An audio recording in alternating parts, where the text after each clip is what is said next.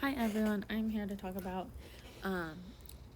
week 10, problem number 4, finding the remainder in Q of x when x to the power of 40 minus 8x to the power of 12 plus 3 is divided by x to the power of 4 minus 1.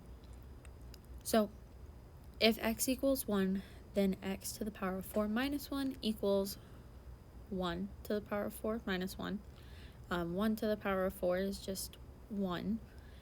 So then we get 1 minus 1 equals 0. And that holds true for x minus a equals 0. So from there, we can substitute 1 into the original polynomial. So 1 to the power of 40 minus 8 times 1 to the power of 12 plus 3. 1 to the power of 40 is 1, and then 1 to the power of 12 is 1, and then negative 8 times 1 is negative 8. So we get 1 minus 8 plus 3 equals negative 4.